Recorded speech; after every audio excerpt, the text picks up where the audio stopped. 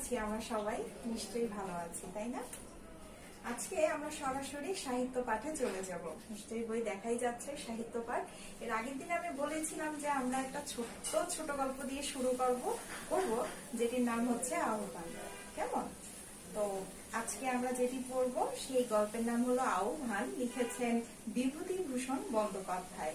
প্রথমে একটা জিনিস আমি বলি, এটাকে আমরা আহ্বান বলি সব সময়, কিন্তু এটার উচ্চারণ কিন্তু আহ্বান। কেমন? আমরা দেখতে পাচ্ছি মনে হয় এটার উচ্চারণ হচ্ছে আহ্বান। বাংলা সাহিত্যে অপরাজেয় কথাশিল্পী বলা হয় শরৎচন্দ্র চট্টোপাধ্যায়কে, এটা আমরা সবাই জানি, মানে তার কোনো তুলনাই হয় না। এরপরই যে কথাশিল্পী বা ঔপন্যাসিকের নাম আমরা করব তিনি হলেন এই বিভূতিভূষণ বন্দ্যোপাধ্যায়।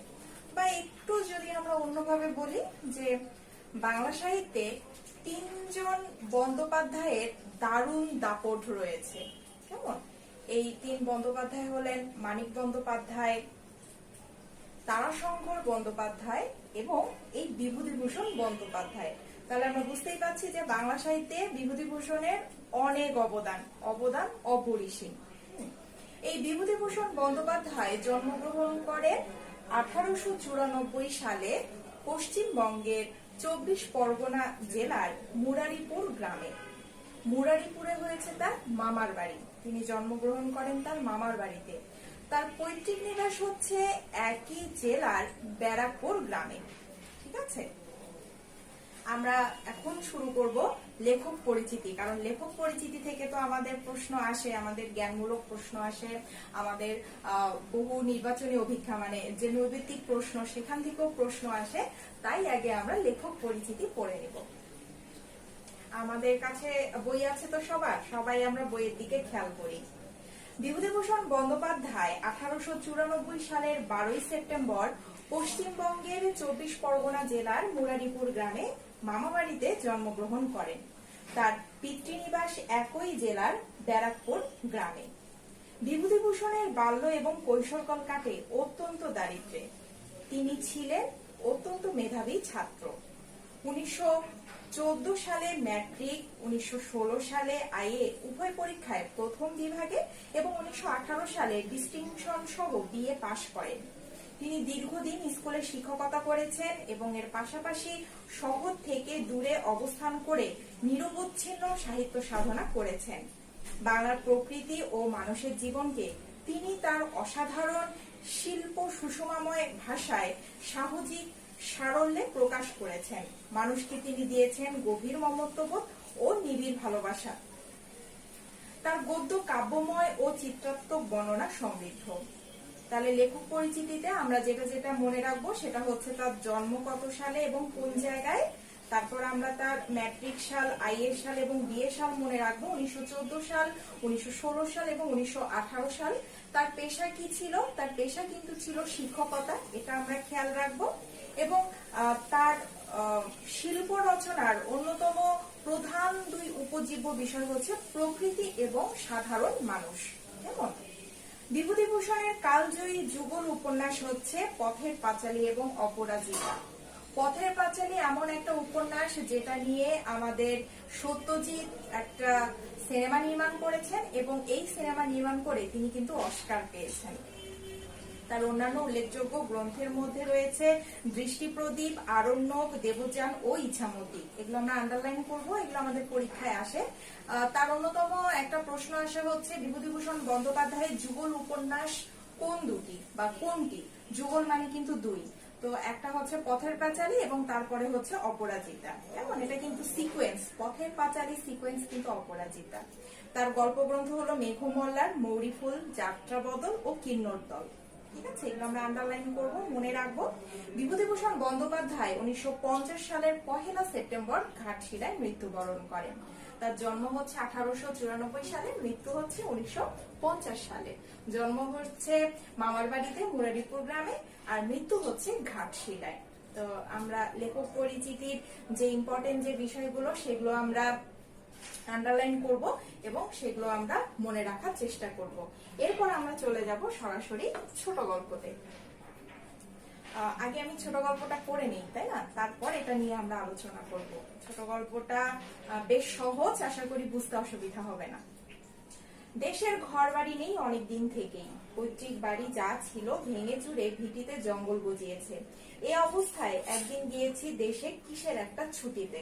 আমরা এটা আন্ডারলাইন করব এবং আমরা কিন্তু এখানে দুটো প্রধান চরিত্র পাবো। একজন হচ্ছে গল্পকথক, মানে যে এই পুরো গল্পটা বর্ণনা করছে তাকে পাবো, এবং হচ্ছে একজন বুড়িকে পাবো। কেমন? তো প্রথম হচ্ছে গল্পকথক তার গ্রামের বাড়িতে যায় কিসের যেন একটা ছুটিতে। হ্যাঁ, গ্রামের চক্রবর্তী মশাই আমার বাবার পুরাতন বন্ধু। যে লেখক বা গল্পকথক যে গল্পটা বলছে তার বাবার পুরনো বন্ধু হচ্ছে চক্রবর্তী মশাই বা চক্রবর্তী মশাই। চক্রবর্তী মশাইকে বলা হয় সংক্ষেপে চক্রবর্তী মশাই। আমাকে দেখে খুব খুশি হলেন, বললেন কতকাল পরে বাবা মনে পড়লো দেশের কথা। দেশ বলতে কিন্তু এখানে গ্রামকে বোঝানো হচ্ছে। প্রণাম করে পায়ের ধুলা নিলাম। বললেন এসো এসো, বেঁচে থাকো, দীর্ঘজীবী হও। বাড়িঘর করবে না? তার মানে এখন অব্দি আমরা দেখছি যে লেখক কলকাতায় থাকেন এবং তার গ্রামে কোনো ঘর বাড়ি নেই, এবং যে চক্রবর্তী মশাই সে তাকে এক ধরনের রিকোয়েস্ট করছে গ্রামে অন্তত তার ভিটে বাড়িতে একটা ঘর করার জন্য। আগে সামান্য মাইনে পাই তাতে কি, গ্রামের ছেলে গ্রামে বাস করবে, এতে আর সামান্য মাইনে বেশি মাইনে কি? আমি খড় বাস দিচ্ছি, চালাঘর তুলে ফেলো, মাঝে মাঝে যাতায়াত করো। তো চক্রবর্তী মশাই চাচ্ছে যে তার একটা ভিটে বাড়িতে একটা তার শক্ত অবস্থান হোক, এবং সে নিজেই স্বপ্রণোদিত হয়ে লেখককে বা কথককে বলছে যে সে নিজেই বাস ঘর দিবে, সে যেন অন্তত একটা খড়ের ঘর বা চালাঘর তুলে ফেলে। আরো অনেকে এসে ধরলো অন্তত খড়ের ঘর উঠাতে হবে। অনেকদিন পর গ্রামে এসে লাগছে ভালোই। বড় আমবাগানের মধ্য দিয়ে বাজারের দিকে যাচ্ছি। আম গাছের ছায়ায় একটি বৃদ্ধার চেহারা, ডান হাতে নড়ি ঠক ঠক করতে করতে বোধহয় বাজারের দিকে চলেছে। আমরা আন্ডারলাইন করব। এই প্রথম আমরা যে একটা ক্যারেক্টার বুড়ি তাকে আমরা পেলাম, বৃদ্ধাকে পেলাম, যাকে নিয়ে মূলত এই গল্পটা রচিত। তো তার সঙ্গে লেখকের দেখা হয়। লেখক বাজারের দিকে যাচ্ছিল আমবাগানের মধ্য দিয়ে, সেই আমবাগানের মধ্যে গাছের ছায়ায় এক বৃদ্ধার সঙ্গে তার দেখা হয়। বুড়িকে দেখেই আমি দাঁড়িয়ে গেলাম, জিজ্ঞাসা করলাম কোথায় যাবে? বুড়ি বলল বাজারে বাবা। বুড়ি আমায় ভালো না দেখতে পেয়ে কিংবা না চিনতে পেয়ে ডান হাত উঁচিয়ে তালু আর ভাবে চোখের উপর ধরলো, বলল কে বাবা তুমি? চেনলাম না তো। চিনবে না, আমি অনেকদিন গায়ে আসিনি। তা হবে বাবা, আমি আগে তো এ পাড়া ও পাড়া যাতাম আসতাম না। তিনি থাকতেই অভাব ছিল না কোনো জিনিসের, গোলা পড়া ধান, গোয়াল পড়া গরু। তোমাকে তো চিনতে পারলাম না বুড়ি। আমার তো তেনার নাম করতে নেই বাবা, করাতের কাজ করতেন। বললাম তোমার ছেলে আছে? কেউ নেই বাবা, কেউ নেই। এক নাত জামাই আছে, সে তো মোরে ভাত দেয় না, আমার বড্ড কষ্ট, ভাত জোটে না সব দিন। তো লেখক স্বাভাবিকভাবেই জানতে চাচ্ছে বুড়ির পরিচয় বা বুড়ি কোথা থেকে এসেছে। বুড়ি তখন তার অবস্থা তুলে ধরলো যে সে বলছে তার যে স্বামী সে করাতের কাজ করতো। এখানে দেখো একটা লাইন, আমার তো তেনার নাম করতে নেই বাবা। এখানে তিনি বলতে তেনার বলতে তার স্বামীকে বোঝানো হয়েছে, এবং তার স্বামী করাতের কাজ যখন করতো তখন বুড়ির অবস্থা ভালোই ছিল এবং তার সংসারে কোনো অভাব অনটন ছিল না। সে মারা যাওয়ার পরে, মানে তার স্বামী মারা যাওয়ার পরে যেহেতু বুড়ির কেউ নেই, তাই তার অবস্থা শোচনীয় হয়ে পড়ে এবং সে ভিক্ষাবৃত্তি শুরু করে এবং এ পাড়া ও পাড়া যাতায়াত করে। কিন্তু এতদিনের মধ্যে বুড়ি কখনো গল্পকথককে দেখেনি, তাই জিজ্ঞেস করছে বা বলছে যে তোমাকে তো চিনতে পারলাম না। বুড়িকে পকেট থেকে কিছু পয়সা বার করে দিলাম। ব্যাপারটা এখানেই চুকে যাবে ভেবেছিলাম, কিন্তু তা চুকলো না। এত কথা হওয়ার পরে লেখক বা কথক যখন বুঝতে পারলো যে বুড়ির অবস্থা শোচনীয়, তখন কথক তাকে কিছু পয়সা দিল এবং ভাবলো যে বুড়ির সঙ্গে তার মনে হয় এখানেই মোটামুটি দেখা সাক্ষাৎ শেষ হয়ে যাবে। কিন্তু ব্যাপারটা এখানে মেটেনি। পরের দিন সকালে ঘুম থেকে উঠেছি, এমন সময় সেই বুড়ি লাঠি ঠক ঠক করতে করতে হাজির উঠোনে। থাকি এক জ্ঞাতি খুড়োর বাড়ি। কথক যেহেতু এসেই বাড়ি তৈরি করতে পারেনি, তাকে চক্রবর্তী বসাই বলছে বাড়ি তৈরি করার জন্য।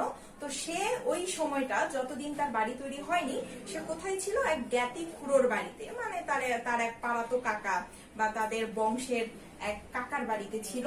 তিনি বললেন ও হলো জমির করাতির স্ত্রী। ওই যে বুড়ির স্বামী যে করাতির কাজ করতো, সেই করাতির নাম ছিল জমির করাতি। এখানে আমরা বৃদ্ধার স্বামীর নাম পেলাম, এটা আমরা আন্ডারলাইন করে রাখবো। অনেকদিন আগে মরে গিয়েছে জমির। বুড়ি উঠোনে দাঁড়িয়ে ডাকলো, ও বাবা। বোধহয় চোখে একটু কম দেখে। বললাম, এই যে আমি এখানে। আমার খুড়ো মশাই বুড়িকে বুঝিয়ে দিলেন আমি কে। সে উঠোনের কাঁঠাল তলায় বসে আপন মনে খুব খানিকটা বকে গেল। আমরা এখানে দুটো জায়গা পেলাম, একটা হচ্ছে আমবাগান, যেখানে প্রথম হচ্ছে লেখকের সাথে বুড়ির পরিচয় হয়, আর এখানে আমরা জ্ঞাতি খুড়োর বাড়িতে কাঁঠাল তলার একটা পরিচয় পেলাম। এগুলো আমরা আন্ডারলাইন করে রাখবো। পরের দিন কলকাতা চলে গেলাম, ছুটি ফুরিয়ে গেল। প্রথম যে এসেছিল লেখক কোনো একটা ছুটিতে, নাম না জানা ছুটিতে, তার মধ্যেই তার প্রথম বুড়ির সাথে পরিচয়। কেমন? এই ছুটি শেষ। এরপর কয়েক মাস পরে জ্যৈষ্ঠ মাসে গরমের ছুটিতে আবার নতুন তৈরি ঘরের ঘরখানাতে এসে উঠলাম। এর মধ্যেই তার ঘর হয়ে গেছে এবং সে গরমের ছুটিতে এসেছে জ্যৈষ্ঠ মাসে। কলকাতাতে কর্মব্যস্ত এই কমাসের মধ্যে বুড়িকে একবারও মনে পড়েনি, বা এখানে এসেও মনে হঠাৎ হয়তো হতো না, যদি সে পরের দিন সকালে আমার ঘরে নিচু দাওয়ায় এসে বসে না পড়তো। তো আমাদের লেখক তো ভেবেছিল যে ওই অবধি প্রথমবারই যে পরিচয় হয়েছিল ওই অবধি তার সাথে বুড়ির পরিচয় শেষ, কিন্তু বুড়ি সেটা হতে দেয়নি।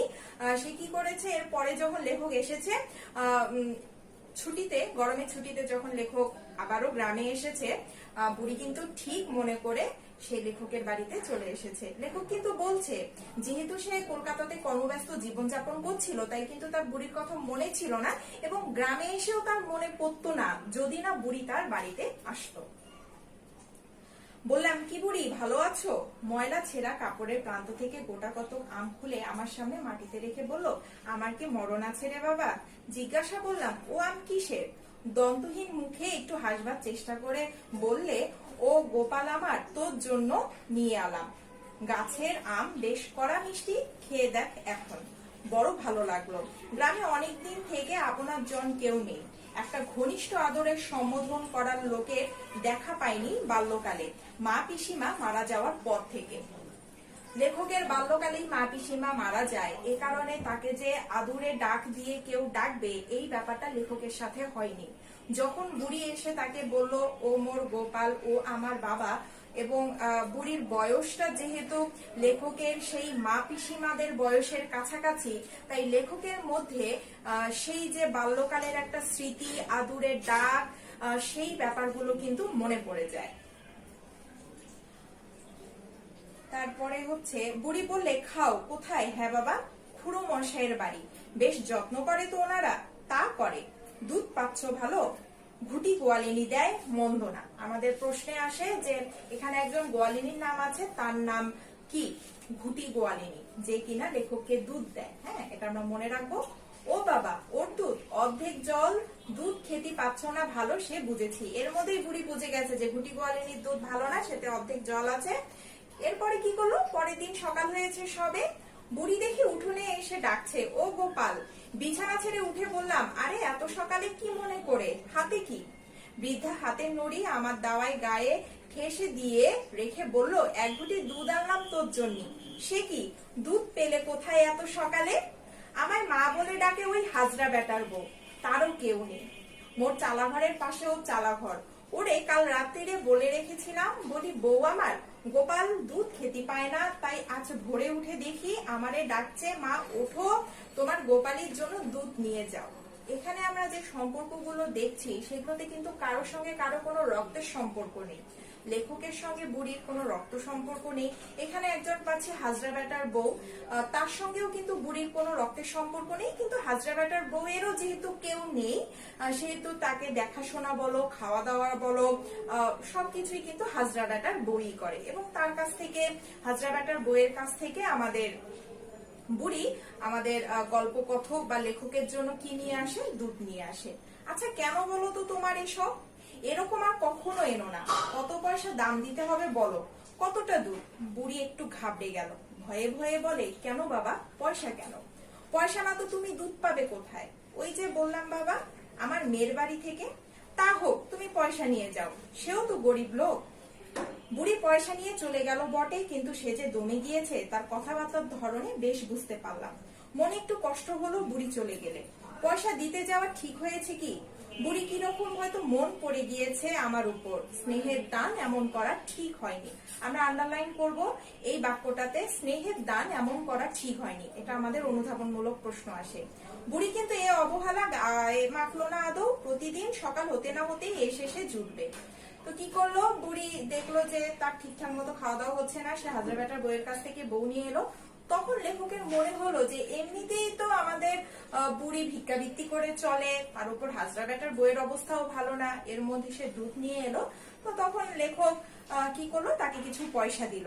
এই পয়সা পেয়ে বা এই পয়সার কথা শুনে আমাদের বুড়ি কিন্তু যথেষ্ট ঘাবড়ে গিয়েছিল এবং ভয় পেয়ে গিয়েছিল।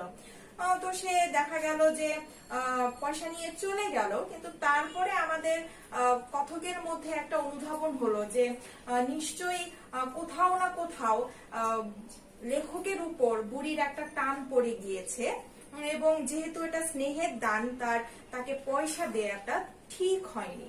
এটা কিন্তু কোনো ধরনের দান প্রতিদানের সম্পর্ক না। কেমন যে বুড়ি কিছু দিচ্ছে, তার প্রতিদানে সে কিছু চাচ্ছে, ব্যাপারটা কিন্তু এরকম না। একটা স্নেহের সম্পর্ক, ভালোবাসার সম্পর্ক বুড়ি তার সঙ্গে তৈরি করার একটা চেষ্টা করছে। ও গোপাল, এই দুটি কচি শসা জালি মোর গাছের এই নাও, নুন দিয়ে খাও দেখি মোর সামনে। বুড়ি তোমার চলে কিসে? ওই যারে মেয়ে বলি ও বড্ড ভালো, লোকের ধান ধানে তাই চাল পায়, আমায় দুটো না দিয়ে খায় না। একা থাকো? তাই একদিন মোর ঘরখানা না হয় দেখতে গেলে? ও মোর গোপাল, আমি নতুন খাজুর পাতার চাটাই বনে রেখে দিয়েছিলাম তোমারে বস্তি দেওয়ার জন্য। আন্ডারলাইন করবে, কি বোনা হয়েছিল? খাজুর পাতার চাটাই। কাকে? আমাদের লেখককে বসতে দেওয়ার জন্য বুড়ি বানিয়ে রেখেছিল। হ্যাঁ, এটা আমরা আন্ডারলাইন করব। সেবার বুড়ির বাড়িতে আমার যাওয়া ঘটে উঠলো না। নানা দিকে ব্যস্ত থাকি, অনেকদিন পর গ্রামে এসেছি তো। যে কয়দিন গ্রামে থাকি বুড়ি রোজ সকালে আসতে ভুলবে না, কিছু না কিছু আনবেই। কখনো পাকা আম, কখনো পাতিলেবু, কখনো বা একছড়া কাঁচকলা কি এক ফালি কুমড়ো। পুনরায় গ্রামে এলাম 5-6 মাস পরে, আশ্বিন মাসের শেষে। সে এসেছিল কখন? জ্যৈষ্ঠ মাসে। হ্যাঁ, জ্যৈষ্ঠ মাসে গরমের ছুটিতে। এর মধ্যে তো প্রতিদিন যে কয়েকদিন আমাদের কথক ছিল গ্রামে, প্রতিদিন বুড়ি কিছু না কিছু তার জন্য নিয়ে আসতো। এরপরে থার্ড টাইম আমাদের লেখক কবে আসে? 5-6 মাস পরে, আশ্বিন মাসের শেষে। কদিন পরে ঘরে বসে আছি, বাইরের উঠোনে দাঁড়িয়ে কে যেন জিজ্ঞাসা করলো, বাবু ঘরে আছেন গা? বাইরে এসে দেখি গত জ্যৈষ্ঠ মাসে যাকে বুড়ির সঙ্গে দেখেছিলেন সেই মধ্যবয়সী স্ত্রীলোকটি, মানে হাজরা বেটার বউ। আমায় দেখে সলজ্জ ভাবে মাথার কাপড়টা আরেকটু টেনে দেবার চেষ্টা করে সে বললে, বাবু কবে এসেছেন? দিন 5-6 হলো। কেন? আমার সেই মা পেটিয়ে দিলে, বলে দেখে এসো গিয়ে। কে? ওই সেই বুড়ি, এখানে যিনি আসতো, তেনার বড্ড অসুখ, এবার বোধ হয় বাঁচবে না। গোপাল কবে আসবে, গোপাল কবে আসবে অস্থির আমারে রোজ শুধায়। একবার দেখে আসুন গিয়ে, বড্ড খুশি হবি তাহলে। বিকালের দিকে বেড়াতে যাবার পথে দেখতে গেলাম বুড়িকে। বুড়ি শুয়ে আছে একটা মাদুরের উপর, মাথায় মলিন বালিশ। আমি গিয়ে কাছে দাঁড়াতেই বুড়ি চোখ মেলে আমার দিকে চাইলো। পরে আমাকে চিনে ধর্মর করে বিছানা ছেড়ে উঠবার চেষ্টা করতেই আমি বললাম, ওঠো না। ও কি? বুড়ি আহ্লাদে আটখানা হয়ে বলল, ভালো আছো মোর গোপাল? বসতে দে গোপালকে, বসতে দে। বসবার দরকার নেই, থাক। গোপাল রে ওই খাজুরের চাটখানা পেতে দে। পরে ঠিক যেন আপনার মা কি পিসিমার মতো অনুযোগের সুরে বলতে লাগলো, তোর জন্য খাজুরের চাটাইখানা কদিন আগে বনে রেখেলাম, ওখানা পুরনো হয়ে ভেঙে যাচ্ছে, তুই একদিনও এলি না গোপাল? অসুখ হয়েছে তাও দেখতে এলি না? বুড়ি অনুযোগ করছে গোপালের কাছে। এবং এখানে একটা প্রশ্ন আসে যে বুড়ি কথককে কি বলে ডাকতো? উত্তর হচ্ছে, ও মোর গোপাল। কেমন? বুড়ির দু চোখ বেয়ে পড়ছে গড়িয়ে।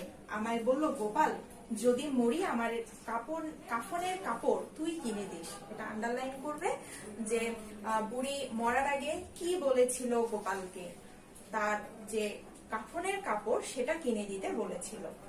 আসবার সময় বুড়ির পাতানো মেয়ের হাতে কিছু দিয়ে এলাম পথ্য ও ফলের জন্য। হয়তো আর বেশি দিন বাঁচবে না, এই অসুখ থেকে উঠবে না। কিন্তু বুড়ি সে যাত্রায় সেরে উঠলো।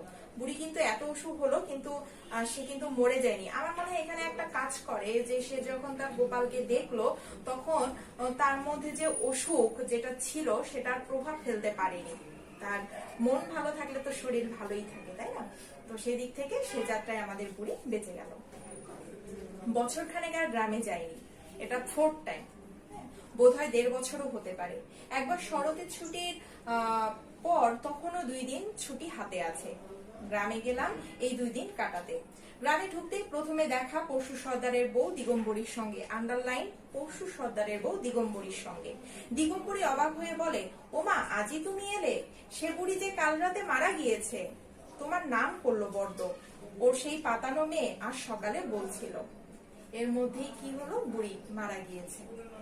আমি এসেছি শুনে বুড়ির নাচ জামাই দেখা করতে এলো। আমরা আগেই বলেছি যে বুড়ির কেউ ছিল না, এক নাচ জামাই ছিল। তো সে নাচ জামাই দেখা করতে আসে। আমার মনে পড়লো বুড়ি বলেছিল সেই একদিন, আমি মরে গেলে তুই কাফনের কাপড় কিনে দিস বাবা। এই কথা আমাদের লেখকের মনে পড়ে যায় যে বুড়ি এর আগের বার যখন অসুস্থ ছিল তখন কিন্তু লেখককে বলেছিল কাফনের কাপড় কিনে দেওয়ার কথা। ওর স্নেহাতুর আত্মা বহুদূর থেকে আমায় আহ্বান করে এনেছে। আন্ডারলাইন, মোস্ট ইম্পর্টেন্ট লাইন এই গল্পের। ওর স্নেহাতুর আত্মা বহু দূর থেকে আমায় আহ্বান করে এনেছে। আমার মন হয়তো ওর ডাক এবার আর তাচ্ছিল্য করতে পারেনি। দেখো এখানে শরতের ছুটির বাকি আর 2 দিন আছে। হ্যাঁ, দেখো কিন্তু বাকি যে কয়েকদিন ছিল সেগুলো শহরেই কলকাতাতেই কাটিয়েছে। কিন্তু সে কি করলো, লাস্ট যে 2 দিন ছিল সেই 2 দিন সে কি করলো, আমাদের এই গ্রামে চলে আসলো। আমার মন হয়তো ওর ডাক এবার আর তাচ্ছিল্য করতে পারেনি। তো যেহেতু সে গ্রামেই ছিল, এর মধ্যে সে খবর পেল যে বুড়ি মারা গিয়েছে এবং সে বুঝতে পারলো কোথায় যেন একটা আত্মার সম্পর্ক তৈরি হয়ে গিয়েছে তার বুড়ির সঙ্গে। কারণ যেহেতু বুড়ি তাকে শেষবারের মতো তার কাছে একটা আবদার করেছিল তার কাফনের কাপড় কিনে দেওয়ার জন্য, হয়তো এই জন্য হলেও আমাদের লেখক শেষবারের মতো গ্রামে আসে। কাপড় কানবার টাকা দিলাম।